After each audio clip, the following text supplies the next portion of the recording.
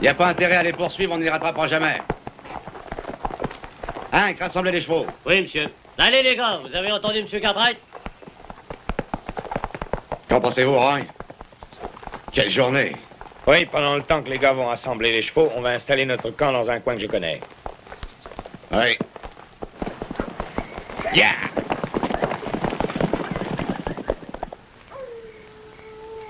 Ben, vous avez l'intention de repartir demain matin? Oui, ce sera le mieux, Roy. Tu es d'accord, hein? Tout ce que dit monsieur Cartwright, c'est parole d'évangile pour moi. Tout le monde est d'accord? Nous avons récupéré les chevaux qu'ils ont volés, Roy. Je vous le répète, c'est inutile de les poursuivre. On ne les rattrapera jamais. C'est bien vrai. On repartira très tôt demain matin. Hank, tu veux prendre le tour de garde? Ça m'est égal. Les gars, je vais me coucher.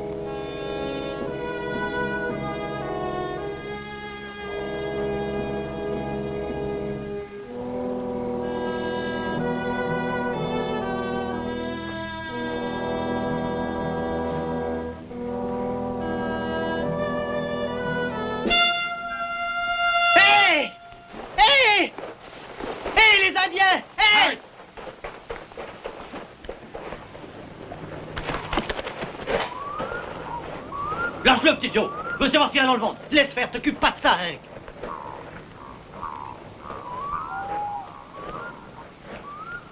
On ne dirait pas que ses petits amis sont avec lui. Allez, amenez-le près du feu.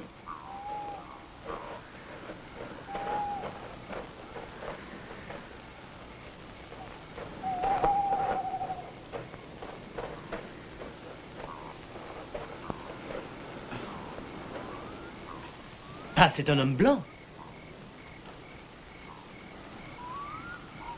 Est-ce que tu parles anglais, fiston? Hein? Comment que tu t'appelles? Shumketa. Oui, c'est comme ça que les Indiens te nomment. Mais tu n'as pas un autre nom, un nom de blanc? Billy Horn. Billy Horn. Probablement qu'il voulait nous couper la gorge pendant notre sommeil. Oh non.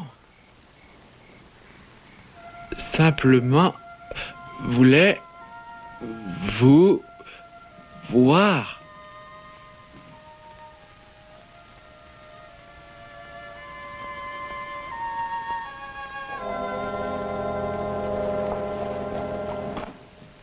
On n'a plus besoin de moi là-dedans. Allez, viens, Billy, je te paie un verre. Si c'est toi qui paie, j'accepte. Suis-moi.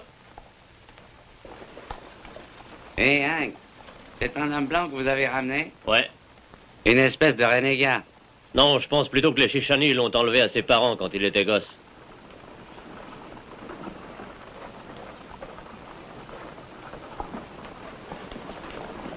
Oh, Hank! Ben Cartwright est encore en ville? Oui, monsieur, il est là. Voulez-vous lui dire que j'aimerais le voir? Certainement, monsieur Lewis. Arrange-toi pour qu'il ne s'en aille pas sans me rencontrer. D'accord. Merci. Essaie de bien réfléchir, Billy. Où vivais-tu quand les Indiens vous ont enlevé, ta mère et toi? M'en rappelle pas. Tu te souviens de l'âge que tu avais alors? Je crois... 6. Il avait 6 ans. Ça fait un bout de temps, Ben. Et même si par hasard il a encore de la famille là-bas, on n'arrivera pas à la retracer maintenant. Billy, tu te rappelles comment s'appelait ton père? Mère l'appelait Matt. Mathieu Horn, ce nom nous donne une indication. Et comment ta mère s'appelait? Mère... Elle tuait, ça fait 8 ans déjà. Une balle perdue. Billy, est-ce que ta mère ne t'a rien dit à propos de ta famille? Mon peuple, les Chichaonis, n'aiment pas quand... Ils imposaient la séparation. Séparation. Pas facile, voire mère. Quel charmant petit peuple. Non, c'est leur loi. Je ne me plains pas du tout. Tu es sûr qu'il n'y a aucune chance de savoir si oui ou non ton père est en vie?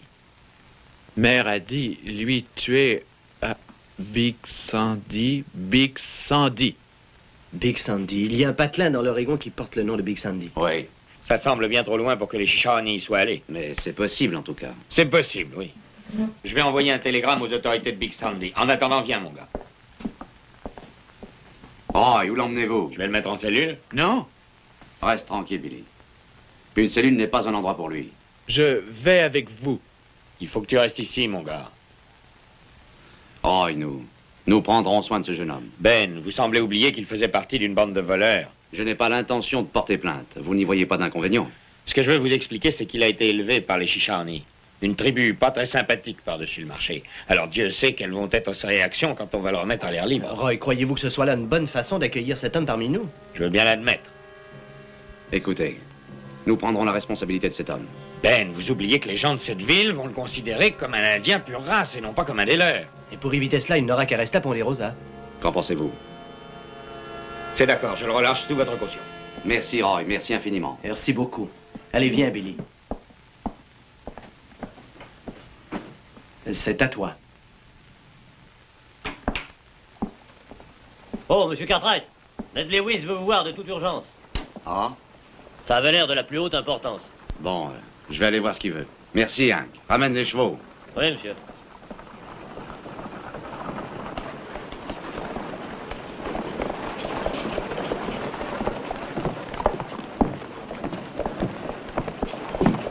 Je parie que tu n'avais jamais vu ça auparavant. Hein? Alors dis-toi que New York ou San Francisco sont presque 100 fois plus grandes que ça. Oh, je crois que tu racontes des histoires. Tu peux me croire, c'est vrai. Oui, c'est vrai. Et alors, Ned, on a dit que vous cherchiez à me voir. Ben, comment va? Voici Billy Horn. Ah oui, j'ai entendu parler de vous, mon gars, très heureux. Vous connaissez Petit Joe? Salut, Joe. Salut, quoi de nouveau? Ben, où sont... Ah, c'est Adam. Ils sont partis conduire du bétail. Pourquoi? Vous seriez en mesure de les rejoindre en cas de besoin? Oh, ça ne fait aucun doute, mais quelle importance. Ben, j'ai reçu ceci il y a à peine 2 ou 3 jours. J'ai bien failli vieillir d'une dizaine d'années depuis votre départ. Allons, Ned. Ça va me demander 3 heures au moins pour tout lire. Faites-moi un résumé. C'est pas une bagatelle. En fait, un dénommé Milton Tanner conteste vos droits de propriété sur environ le tiers de Ponderosa. Il n'y a pas 2 jours, il a déposé officiellement une réclamation. Vous n'espérez pas que je vais sérieusement y croire. Cet homme-là n'a pas l'air d'un plaisantin, vous pouvez m'en croire. Alors, nous avons tous les titres en bonne et due forme sur Ponderosa, vous le savez bien. Il y a 2 jours, j'en étais persuadé. Mais l'ami Tanner croit qu'il a trouvé une sorte de vice de forme. Il a fait le déplacement depuis San Francisco, ce qui veut dire que ses prétentions sur Ponderosa sont bien réelles. Vous qui avez l'air de prendre ça très au sérieux, que me conseillez-vous de faire? Eh bien, premièrement, il faut que j'aille examiner les papiers que vous avez à Ponderosa. Titres, actes, hypothèques, relevés, cadastres, en un mot, toutes les archives. Lewis, vous n'avez pas l'habitude de plaisanter. Dans ce cas, vous n'avez qu'à venir ce soir, on fera le tour de la question. Je compte le faire, et le plus tôt sera le mieux. Oui. Tanner, hein? Salut, monsieur Lewis.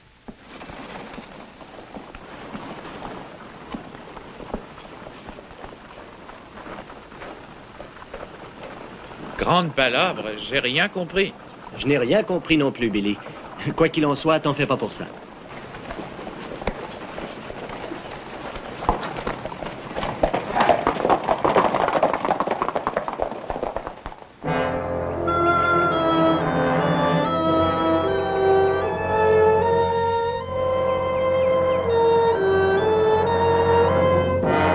Lot en litige numéro 1. M.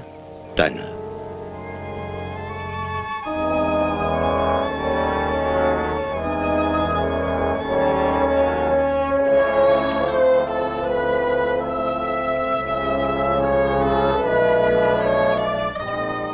C'est votre terrain? Ouais. Et je tiens à ce qu'il le reste pour toujours.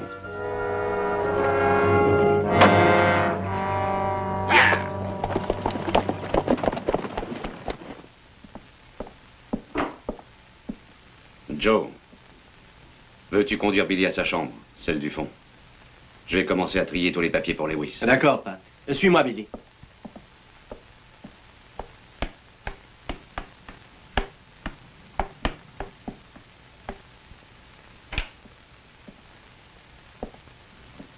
Voilà ta chambre.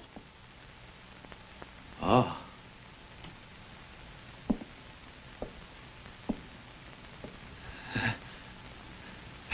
Chaise.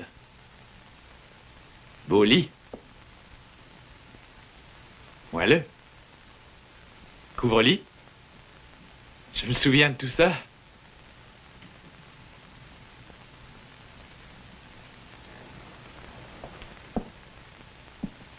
Pour éclairer? C'est exact. Oh, comme il fait bon vivre ici, Joe. Il fait bon vivre dans notre demeure. Où est-elle? Une demeure sans femme?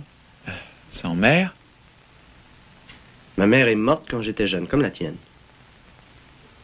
Je m'excuse. J'ai oublié l'usage de ces choses. Ça ne sera pas long à te réhabituer, tu verras. Et si t'as besoin de quelque chose, demande-moi.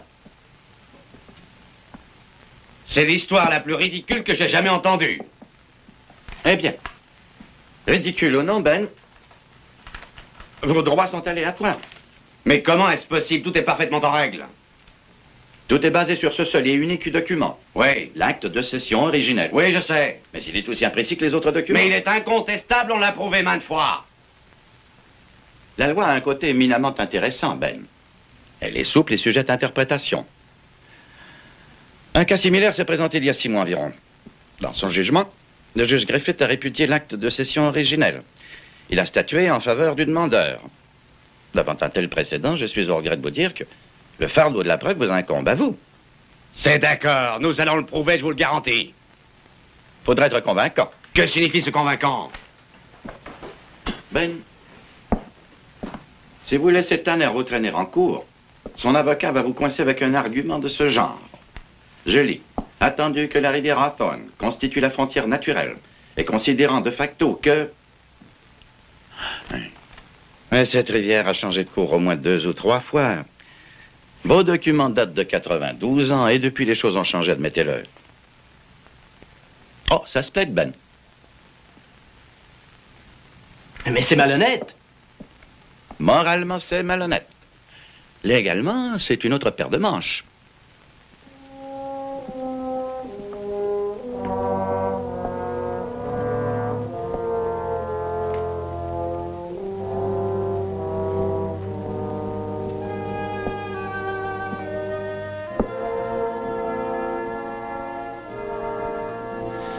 Quelle doit être mon attitude?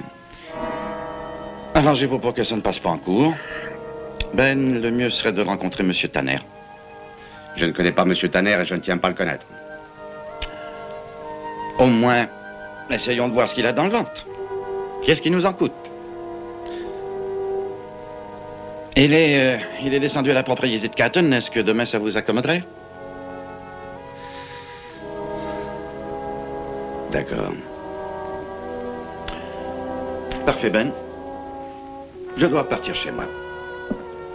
J'accompagne M. Lewis, Pat.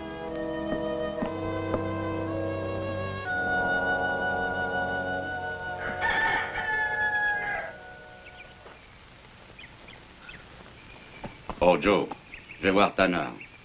Pendant ce temps, on va vérifier les repères vers Tuckman River. D'accord, pas. Tu as des petits ennuis? Tu peux dire que j'ai de gros ennuis. Tu te souviens des terres qu'on a parcourues avant-hier? Celle où il y a la vieille maison. Il y a un homme qui essaie de nous les soustraire. Vous n'allez pas les laisser? Il les prendra si on ne s'y oppose pas. Moi, je m'y oppose. Tu peux rien faire. Tu m'as sauvé la vie, je n'oublierai jamais. Tu as fait de ta demeure ma demeure. Si tu dois te battre, je me battrai. Merci, Billy, mais on ne va pas se battre.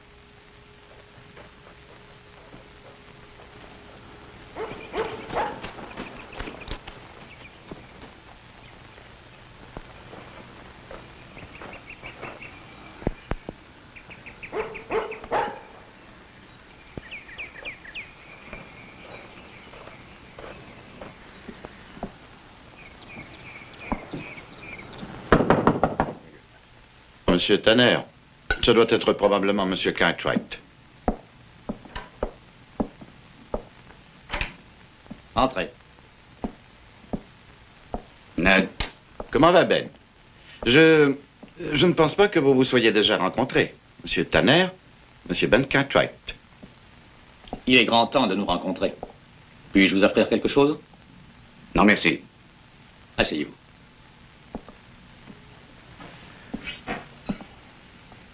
J'ai l'impression d'avoir levé un fameux lièvre, non? J'ai bien peur que oui, Monsieur Tanner.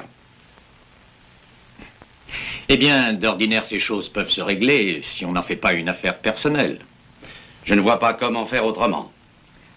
On ne peut pas en vouloir à un honnête commerçant de sauter sur une affaire aussi extraordinaire. Une affaire aussi extraordinaire ne s'est pas déclenchée seule, vous avez poussé à la roue. J'ai donné un coup de pouce, c'est bien certain. Mais pourquoi vouloir se prendre, vous et moi, à la gorge? Je vais vous dire pourquoi, Monsieur Tanner. Allons, Ben. Puisqu'un problème existe, essayons de le régler aussi rondement et aussi sereinement que possible. Oh, en ce qui me concerne, le problème est réglé d'avance. Allons, du calme, je vous en prie. Je suis votre conseiller. Laissez-moi régler cette histoire. Monsieur Tanner, vous avez la parole. Bon, excellente attitude. Je vous fais une proposition. Il y a pour des milliers de dollars de plantations de bois sur ces collines. C'est tout ce qui m'intéresse, en fait. Si cette section était déboisée, ça ferait du vilain, Tanner. Et pourquoi? Parce que les arbres forment un bassin de retenue. Et que si vous les abattez, Ponderosa sera noyé à chaque printemps. Monsieur Cartwright, je vous réitère ma proposition. J'annule mes revendications sur le terrain en échange de tout le bois. Monsieur Tanner, ni vous ni personne ne ferait un marécage avec le domaine de Ponderosa. Vous ne voulez en aucun cas changer d'attitude? C'est exactement ça. Mon attitude vous paraît-elle assez simple, assez claire? Le tribunal me donnera raison, monsieur Cartwright. Je ne sais pas quelle intention vous avez. Mais je vous promets que vous allez avoir fort à faire. Venez, Ned.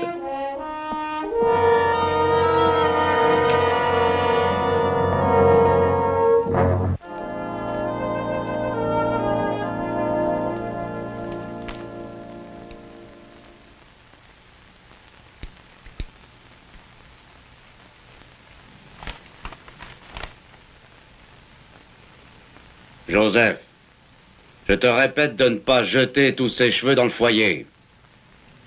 Oh, je m'excuse, j'ai presque fini, pas.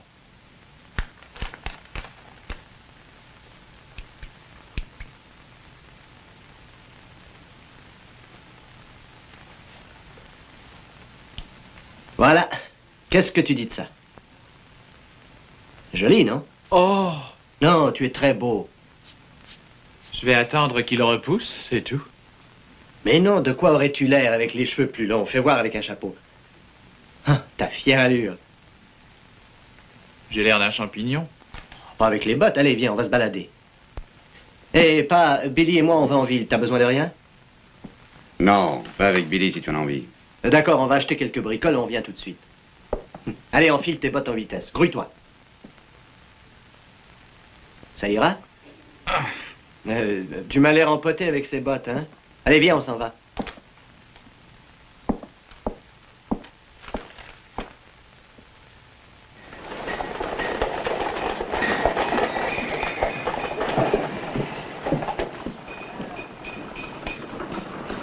On va t'habiller de neuf des pieds à la tête.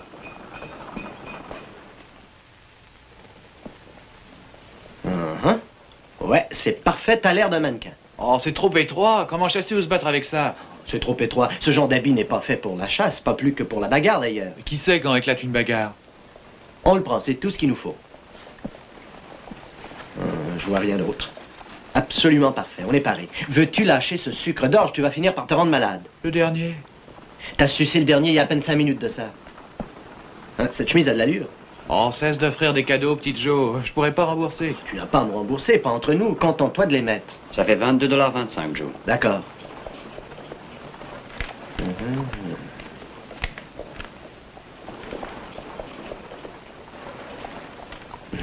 C'est notre monnaie. Elle est en papier? Ça nous sert de monnaie. Tu donnes du papier pour des habits? Ah oui? Qu'est-ce que vous allez pouvoir en faire? Vous ne préférez pas des fourrures, des chevaux? Ou alors des pépites? L'argent fera mon affaire, croyez-moi. Très bien, merci. Viens, on s'en va. On reviendra chercher le paquet.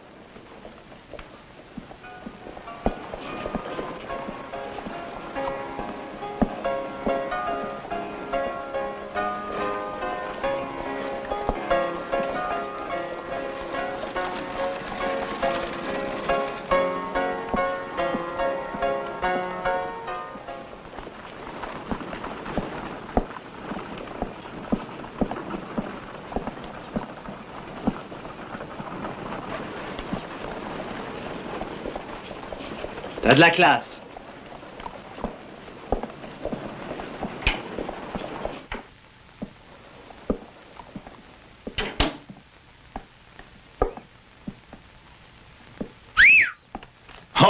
Oh, petit Joe. Tu m'as fait une de ces peurs. Comment va, shérif? Quoi de nouveau? Non, ne me dis pas que c'est Billy Horn. Et pourtant, c'est Billy. Je suis content que vous soyez en ville. Ça m'évite d'aller porter le petit mot que j'ai pour vous. Ça vient de Big Sandy. Oh oui, c'est pas Leroy. Oh, eh bien, c'est à Big Sandy que vous demeuriez. Vous y êtes venu au monde et votre père est enterré là. J'ai reçu ce message d'un ami, Jack Anderson. Il connaissait votre père et il se souvient très bien de vous.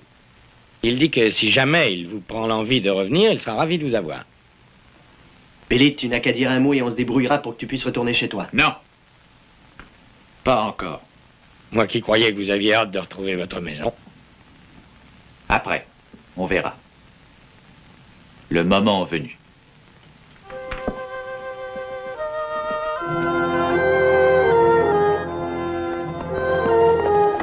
Hé, monsieur, vous êtes sur nos terres. Je suppose que vous êtes celui qu'on appelle Petit Joe Cartwright.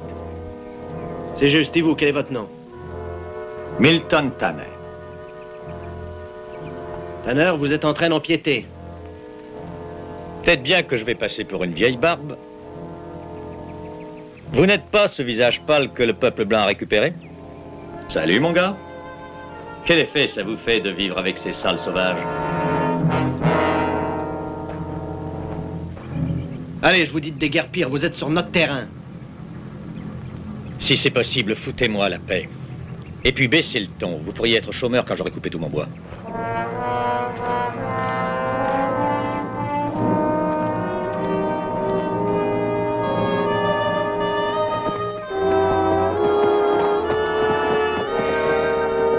Celui qui veut la terre, c'est cet homme-là? Oui, c'est cet homme-là.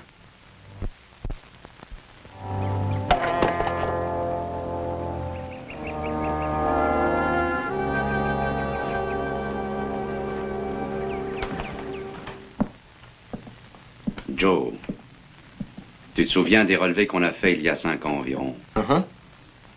Je voudrais que tu remettes les anciennes bornes à jour. C'est une bonne idée, j'irai demain. Et si Billy veut venir avec moi?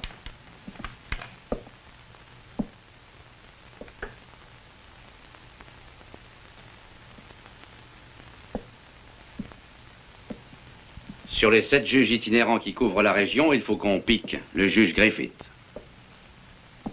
La seule décision prise à l'encontre d'un propriétaire terrien a été par lui. Ouais, c'est charmant.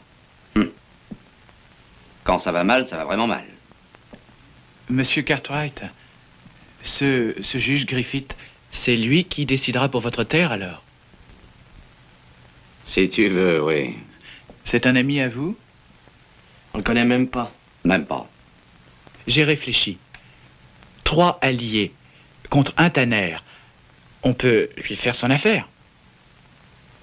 Oui, mais lui faire son affaire, c'est contre la loi. Et nous n'avons pas le droit de toucher à Tanner. La loi protège l'ennemi? Eh bien, en fait, ça arrive. C'est cette même loi qui autorise un étranger à donner vos terres à un homme comme Tanner.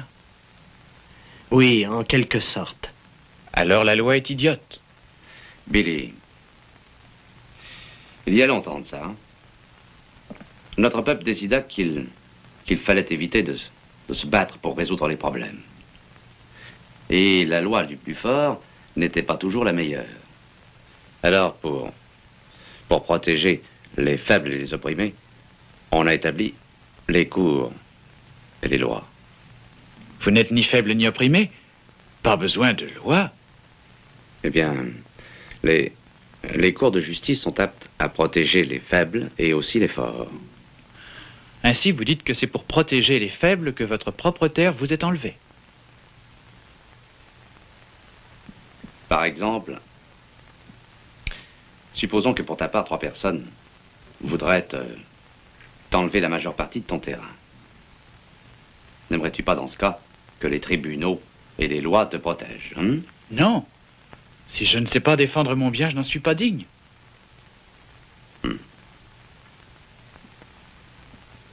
Peut-être bien que vous ne tenez pas à vos terres, monsieur Cartwright. J'y tiens beaucoup, crois-moi. Nous y tenons tous. Je ne comprends pas votre loi et toutes ces histoires. Il m'arrive bien souvent de ne pas les comprendre non plus.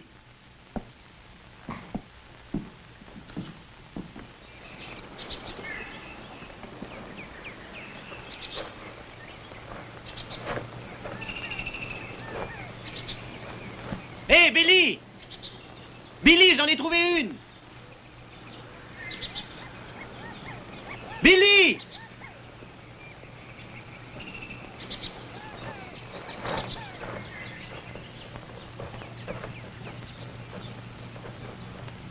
Billy!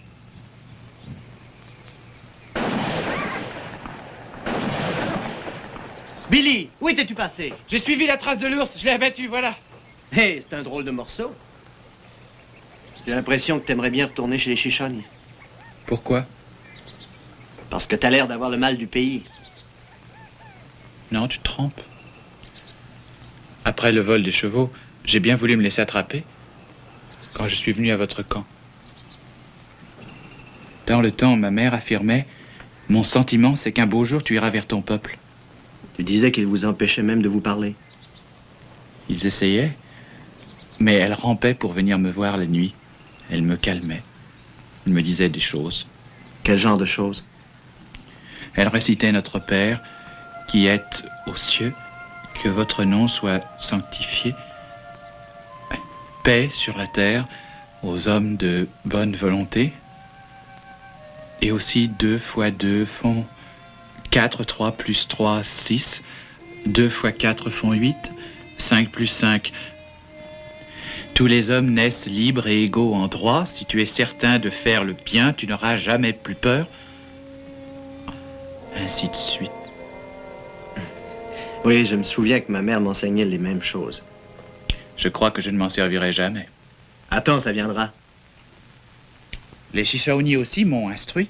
Comment écorcher la peau d'un ours et s'en faire un vêtement.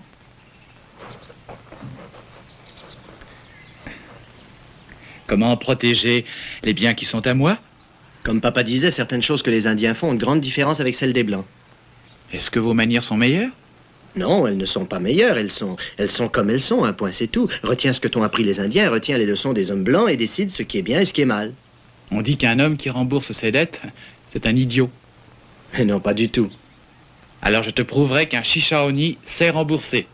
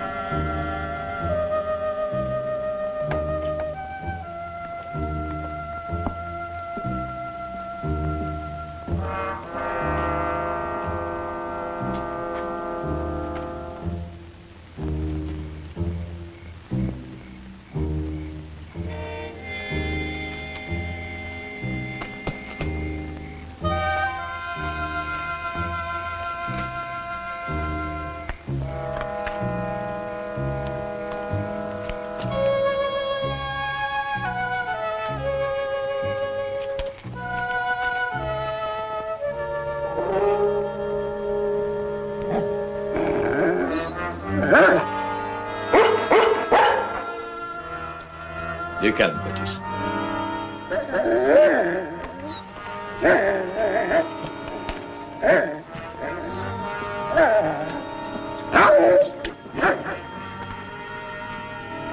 Qui est là? Billy Hort, Qu'est-ce que tu veux? parlez.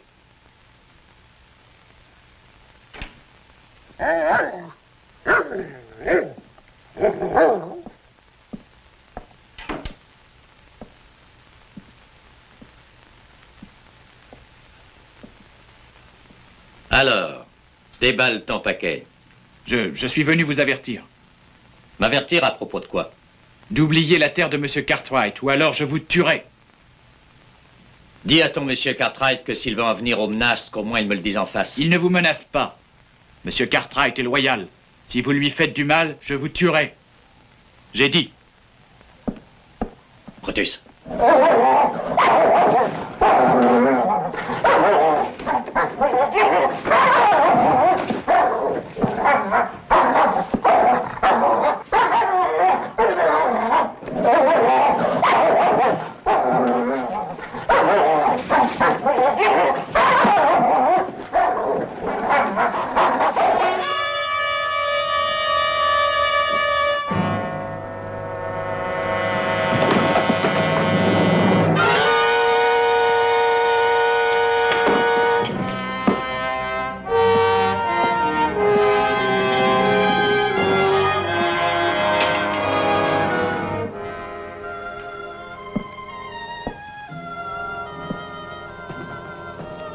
Monsieur Cartwright?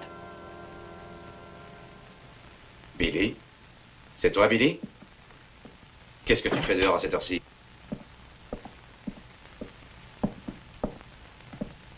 C'est fini vos tourments.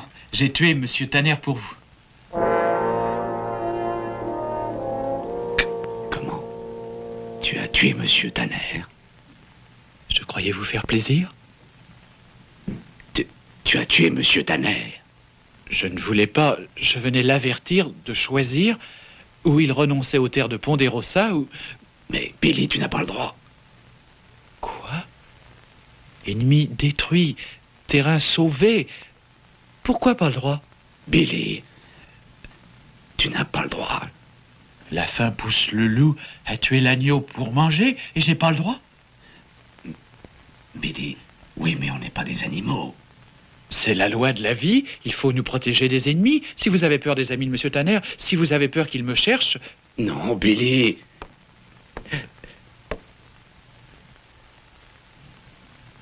Billy a tué M. Tanner.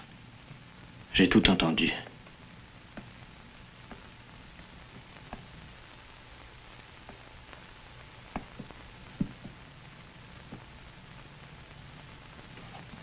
Il faut qu'on l'emmène. On va le livrer au shérif. Vous, mes amis? Vous n'avez rien compris.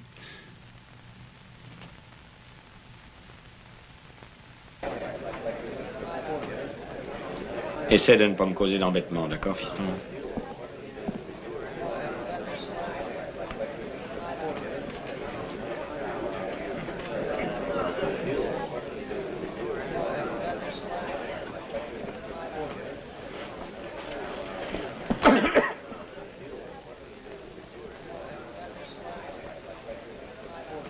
Bonjour, Billy. Écoute-moi, mon garçon. Un jour ou l'autre, il faudra bien que tu retrouves la parole. C'est moi ton meilleur allié parce que je suis ton défenseur. C'est bien ici qu'ils vont me condamner à mort? Dis donc, c'est tout ce qui t'est venu à l'idée qu'ils allaient te condamner à mort? Si tu veux bien m'écouter une seconde, je vais essayer de t'expliquer. Tu vas passer en jugement. Je suis ici pour te défendre. Qui je suis pour vous? Tu es mon client. Et puis aussi l'ami de Ben Cartwright. Je suis l'ami de personne. Oh, si tu l'es. Mais beaucoup plus que tu ne le crois. Ils vont me condamner à mort. Bonjour, monsieur le juge. Levez-vous, mesdames et messieurs.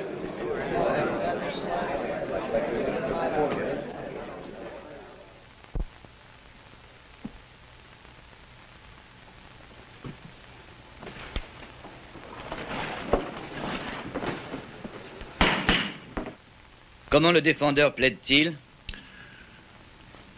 Votre honneur, en fait, j'aimerais approcher de la barre. Accordé.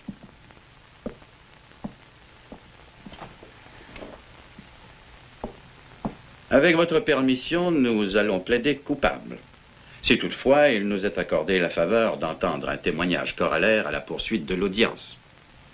Votre honneur, notre confrère voudrait-il marchander avec la cour? Oh non, non, pas du tout. Cette procédure est inhabituelle, monsieur Lewis. Il y a un précédent, votre honneur. Le cas ministère public contre le sieur Lyle Begert. Recueil de jurisprudence 1854. Ministère public contre 4 Indiens 1858. Vous avez raison, monsieur Lewis. Nous acceptons d'entendre le témoin. Merci, votre honneur.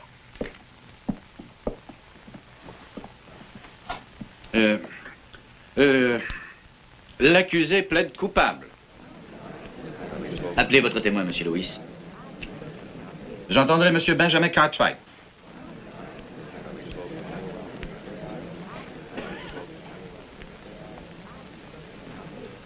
D'abord, monsieur Cartwright, voudriez-vous nous dire quelles sont exactement les relations entre vous et l'accusé? Eh bien, je considère Billy comme un frère. Et c'est tout. Vous le considérez comme un frère, en dépit de ce qu'on lui reproche?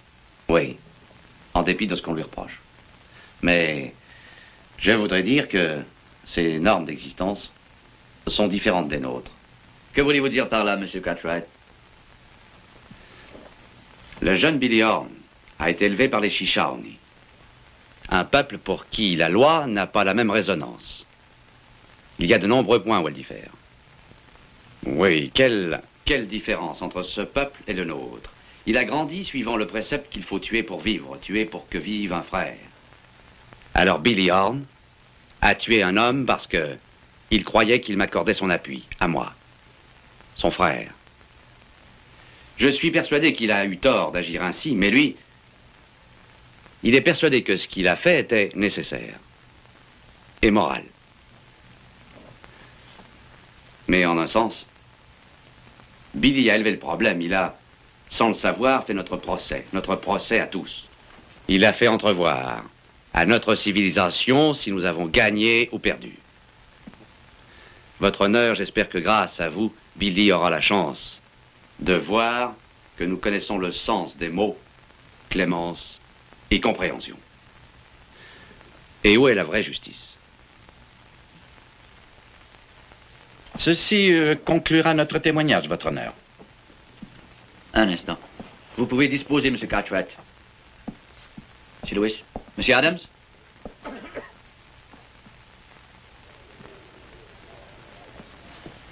Oui, votre honneur.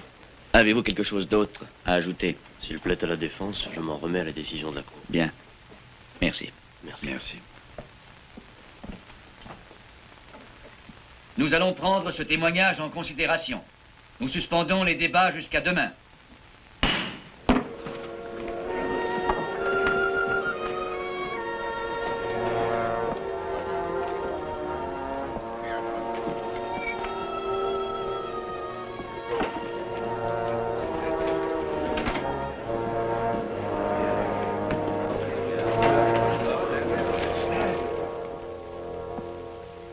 Mais t'as vu que tu dois une fière chandelle à ton ami Cartwright. Pourquoi m'enfermer? Parce que c'est la loi. Mais dis-toi que grâce à lui, t'as sauvé ta peau. Est-ce qu'on me libérera? Eh bien, je crois que le juge va probablement te condamner à 1 ou 2 ans de prison. 2 ans? Dans une petite cellule de prison? Ça vaut mieux que d'être pendu. Attends, je t'enlève tes menottes.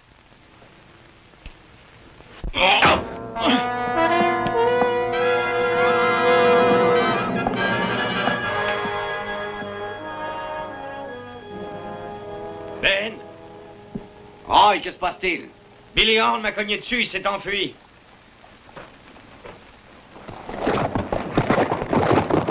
Joe! Joe, viens! Réunissons quelques hommes, on part à sa poursuite. Oui.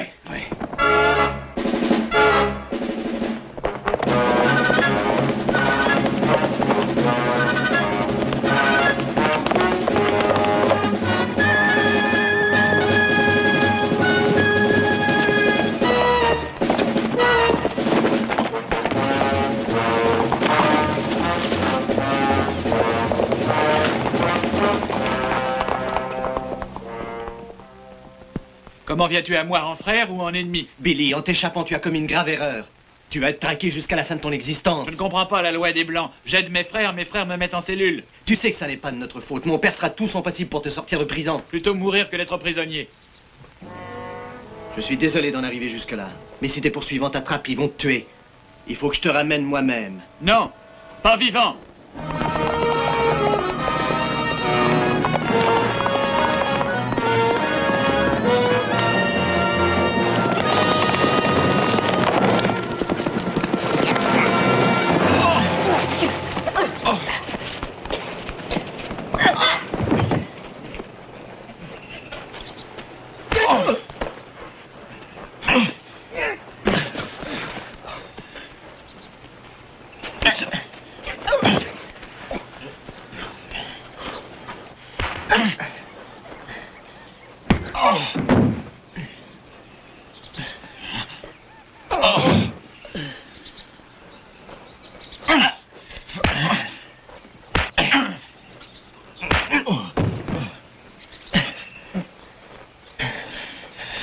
D'accord, c'est la route que tu choisis, Billy.